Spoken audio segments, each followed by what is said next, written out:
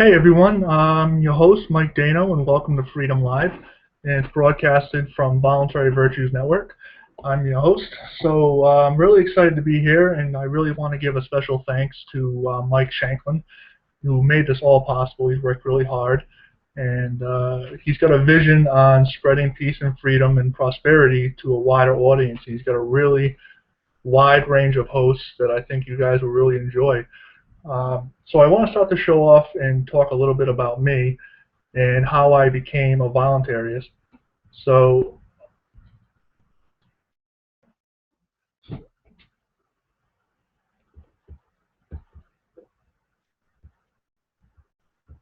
I apologize for that, a little difficulty. So my parents weren't really that political. I think my mother's side was a little bit on the Democratic side, and my father's side was a little bit more on the Republican side. I started off my political views a little bit more on the Republican side, and I voted for George Bush in 2004. And I wasn't really educated really on the political aspect of what was really going on in the world, and I supported the police state, I supported the wars, and really just not thinking for myself. I was just going off of what I was told and what I was taught in school. I went to public school for elementary and middle school, and private school for high school. So I feel I got a better education private school wise. How did I get to voluntarism? Well, I discovered Ron Paul in 2008, and I became a libertarian because mostly I was sick of the wars and I was sick of the rising government. And mostly,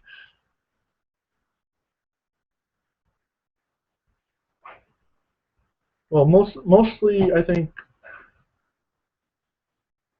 I just think I needed a little bit of a change, really. So I got really involved with Ron Paul, and I got into advocating for minimal government and so forth. So I started administrating a lot of Facebook pages, and my first Facebook page that I started up was called Restoring the Republic, which I did for about 2 years.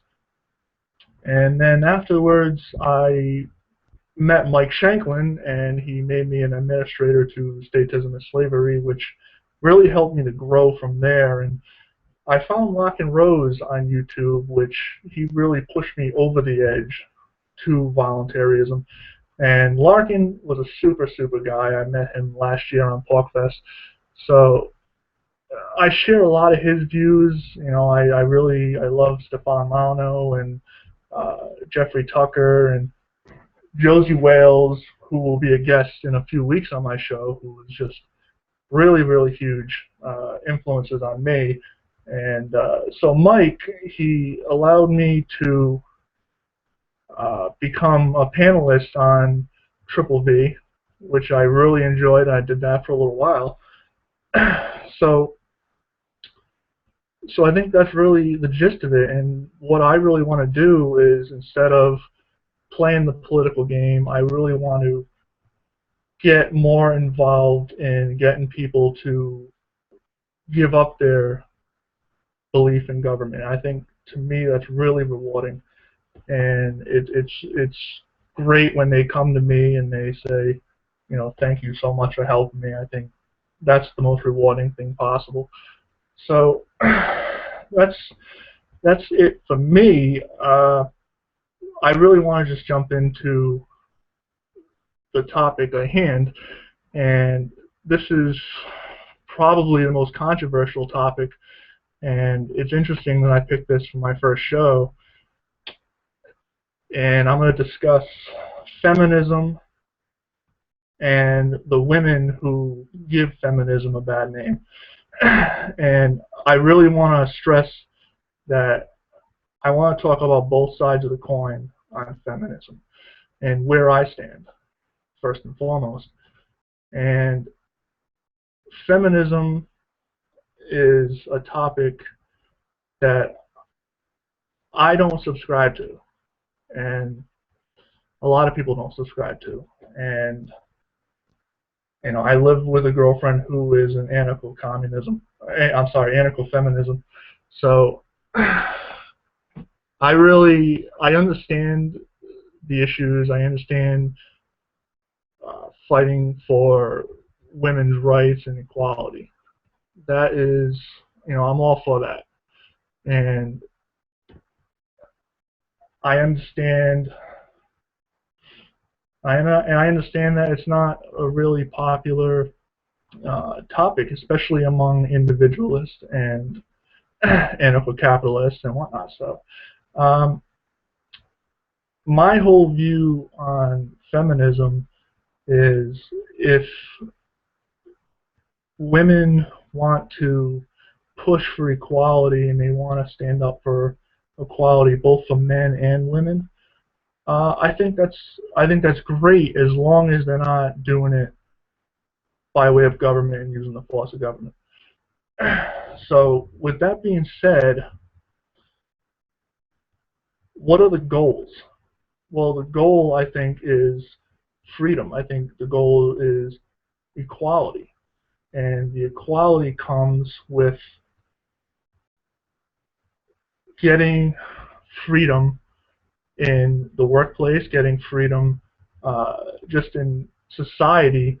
And I think you do that not through government, not through legislation. I think you do that through changing what is inside the minds of everybody else. And if self-described feminists do that and only do that, then that's something that I fully support. I'm fully on board with.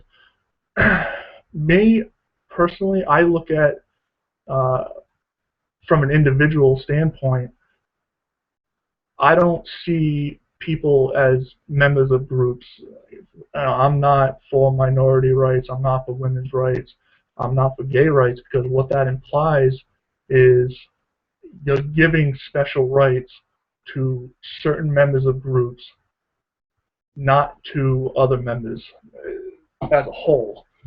And to me, if you're an individual, everyone's an individual, man, woman, child, whatever title you call yourself in politics, you're an individual first. And every individual has the same rights. And as a voluntarist, nobody has the right to rule. That's first and foremost for me. So my girlfriend uh, wasn't really too much into politics last year's PorcFest, and PorcFest I think really got her involved a whole lot more, and she really decided that she's a communist. I said it again, anarcho-feminist. So she decided that she believes in feminism, but she didn't want to use the force of government, which I think that's totally great. So the women who give it a bad name, now that's something that's really been uh, stewing on me for a couple of weeks now, and I hear the cliche comments made by women, whether they believe in feminism or they don't believe in feminism. But the things that really irk me that they'll say is, uh, well, that's just like men, or why do men have to be such pigs? And really, that's just really, it doesn't offend me. It really just kind of bothers me, because they're not really standing up for individualism. And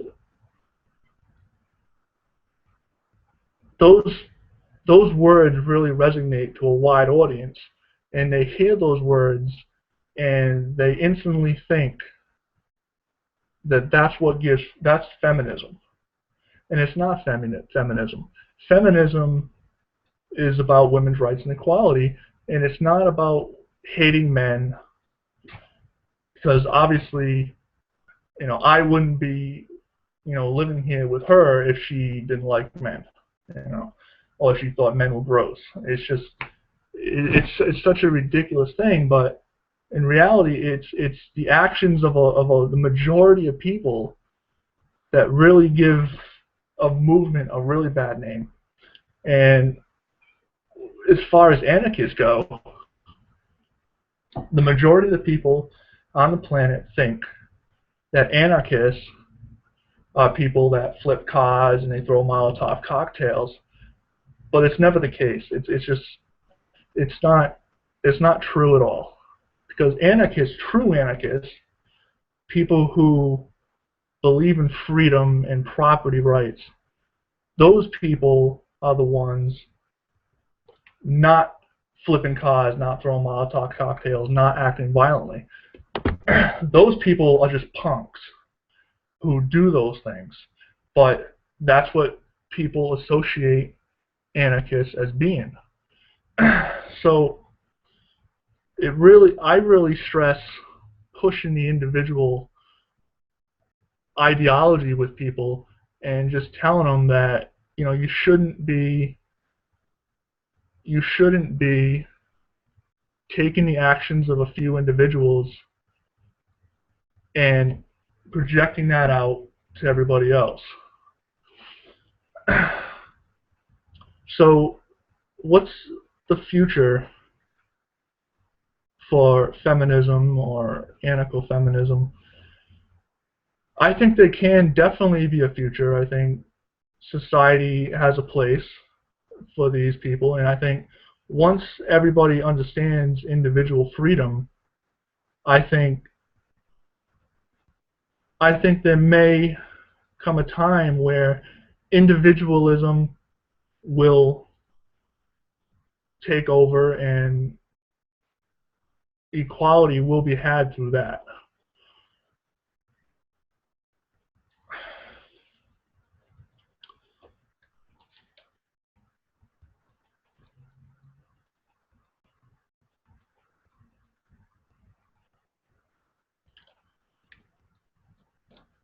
Okay, so I think that's really the point that I wanted to get across today.